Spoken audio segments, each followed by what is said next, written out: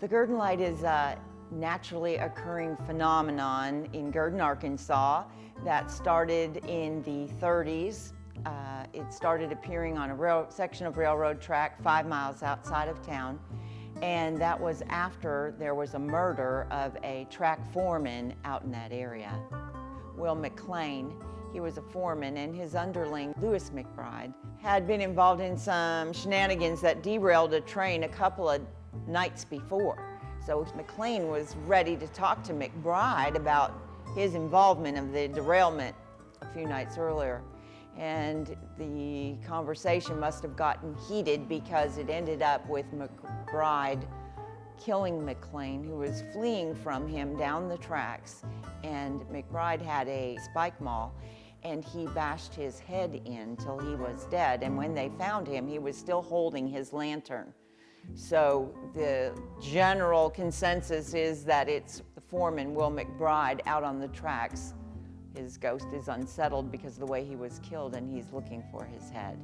There have been, over these 100 or so years, so many different theories about what caused the light.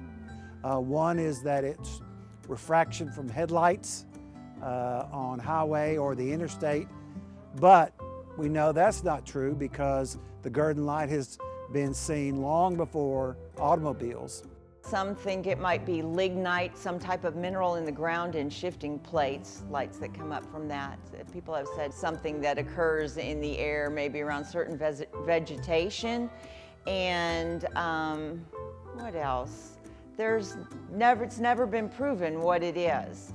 And the interesting thing about the light, well, it will be in front of you, and then you run and turn, and it's in front of you again.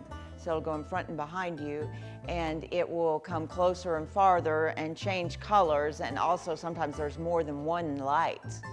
My experience has been that every time I saw it, it seemed to be the exact same distance away from me, which tends to make you think it has something to do with your perspective and how far you're away from this object to be able to see it. And we know that there has been scientific teams come down to try to verify some of this. And to my knowledge, no one has come up with a definitive answer to what it could possibly be. People like to go out to the Gurdon light and get scared and see if they can see it. It's a lot of fun. We're trying to promote it here in Gurdon. We're not really ashamed. We're not proud that there was a murder on the tracks out there, but we're not trying to hide it because it is an interesting folklore story with some basis in fact, according to newspaper accounts from the day.